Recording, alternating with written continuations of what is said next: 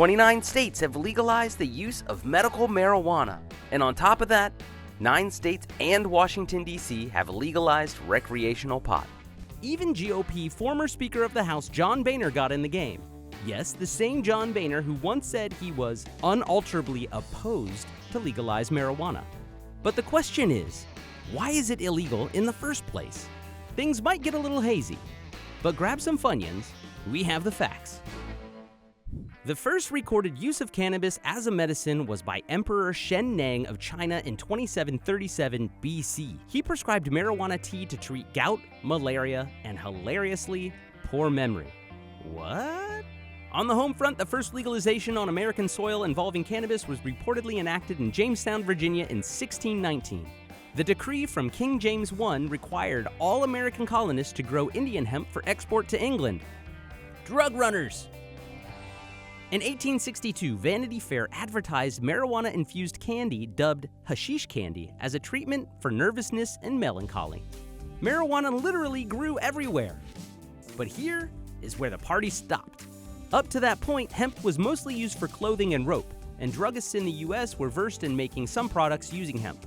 In the wake of the revolution in 1910, Mexican immigrants flooded the labor market in the US, and heavy tensions arose regarding the influx of immigrants. Those same immigrants also brought with them the simple ingestion method of smoking marijuana.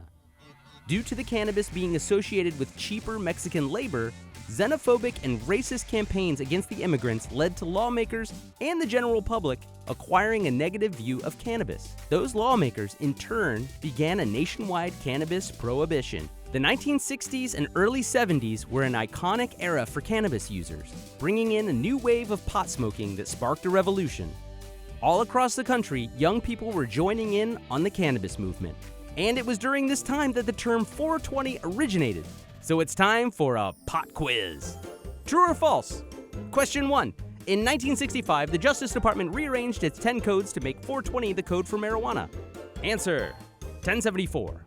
That's code for negative. False. Question 2. A Humboldt State University chemist discovered an amazing 420 unique chemical compounds in a single, particularly sticky bud in 1968. Answer: false. Question 3.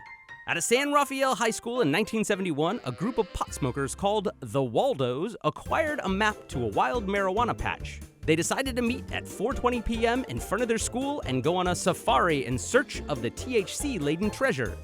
Answer: true. You got it. Nice. Good, huh? Good job. Yeah. Take pride in that. In 1970, President Richard Nixon passed the Controlled Substances Act, which federally outlawed marijuana. It classified cannabis as a Schedule I controlled substance and put it on the same tier of drugs as heroin and cocaine. Nixon planned to target heroin, which he associated with African Americans, and marijuana associated with hippies, to disrupt both groups who largely opposed him. With the federal government's stance on marijuana set, state governments were the only path to make any kind of change in marijuana policy. And that's exactly what happened. Early successes for those fighting for legalization came in the form of decriminalization for many states, starting with Oregon in 1973. Simply put, it was merely a violation. Say, man, you got a joint? No, not on me, man. It'd be a lot cooler if you did. In 2012, Colorado and Washington became the first 2 states to completely legalize marijuana. It's been an uphill battle for marijuana advocates, but so far the substance has been legalized for all use in 9 states and Washington, D.C. And at least 29 states allow marijuana for medical purposes, and 13 states have decriminalized but not legalized marijuana. And those states that have legalized marijuana hit $9.7 billion in sales in 2017, according to a top cannabis industry research firm, and a majority of Americans now support full legalization. So perhaps it's no wonder why John Boehner is getting in on what Emperor Shen Nang and the Waldos have been doing. Just remember, Mr. Speaker, you pass it on the left-hand side.